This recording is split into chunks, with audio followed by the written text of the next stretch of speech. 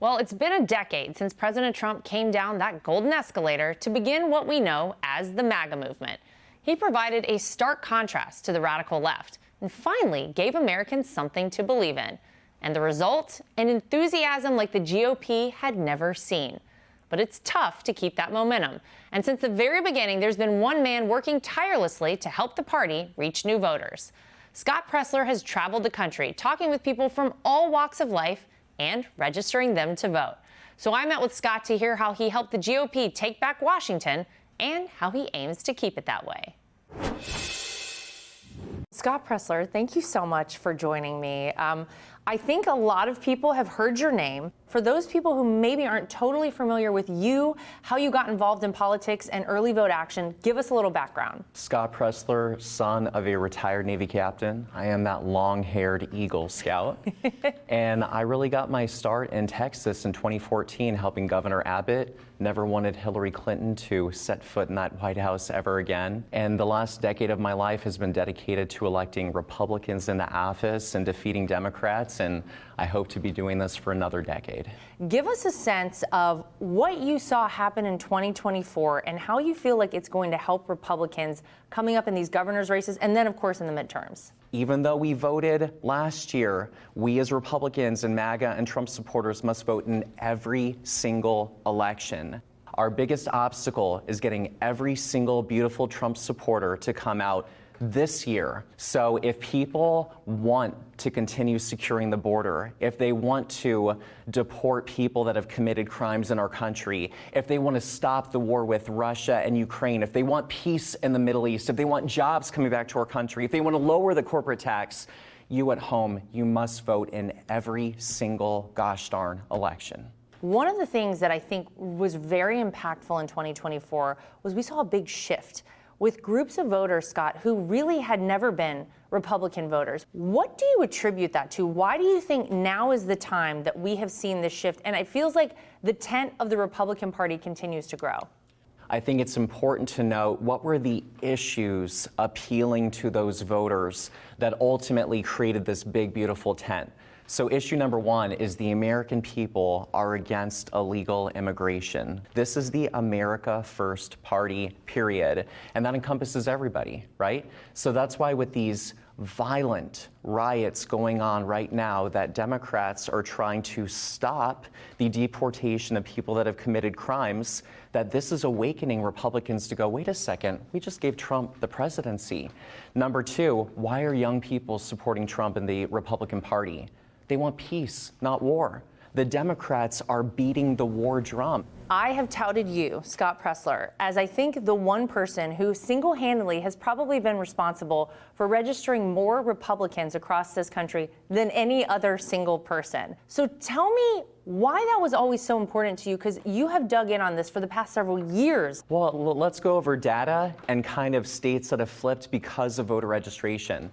What has been the quintessential swing state that everybody has looked to for the last decade? Florida. I mean, the 2000 election came down to what, like 600 votes chose a president? And in Pennsylvania, I would argue that Commonwealth very soon, give us another 4 to 5 years, I think we can take it off the table for Democrats. The Democrats 4 years ago had 15,000 more registered Democrats than Republicans in Bucks County. Today, there are nearly 10,000 more registered Republicans, and because we're data, Donald Trump is the first Republican president to have won Bucks County by 300 votes, by the way, since 1988. What other states are you looking at right now, Scott, where you kind of feel that way? We're focused on the Pennsylvania governor's election. Democrat Governor Shapiro, we're coming peacefully after your seat.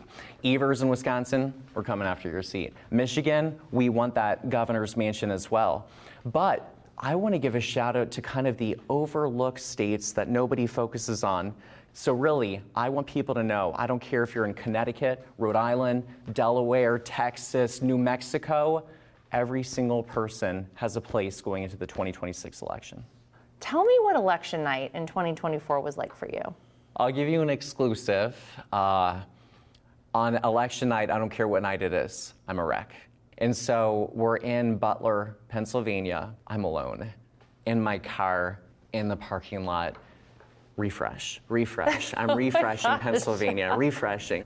And when I saw that we were winning 20% of Philadelphia, that's the marker. 20% of Philadelphia wins Pennsylvania. And I'm just thinking, oh my gosh, we can win. And my team runs out to me and they go, Scott, we won Pennsylvania.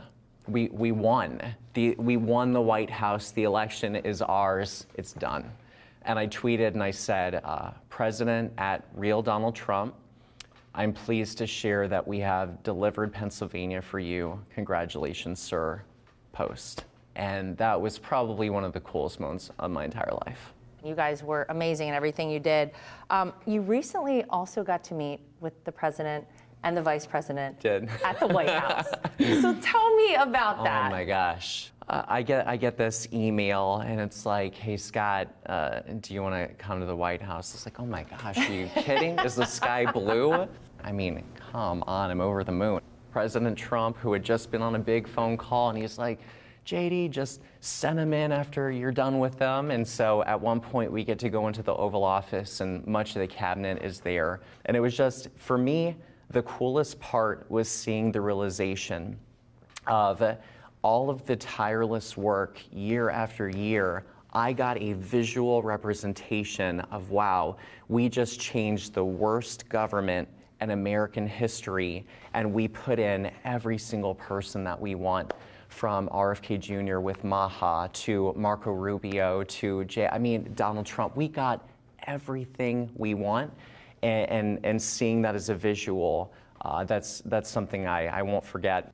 Where is a space where you would like to see the Republican Party, maybe in 26, maybe in 28? A lot of people say, okay, what happens when Donald Trump isn't on the ballot? The future of the Republican Party must be a party that when we elect you into office, you do right by the American people. You listen to the American people and you act for the American people.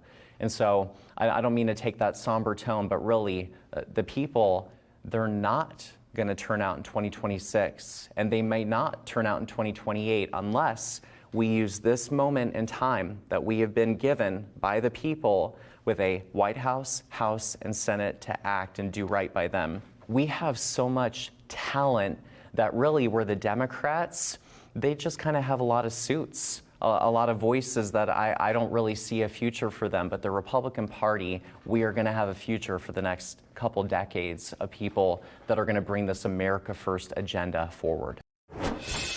Hey, Sean Hannity here. Hey, click here to subscribe to Fox News YouTube page and catch our hottest interviews and most compelling analysis. You will not get it anywhere else.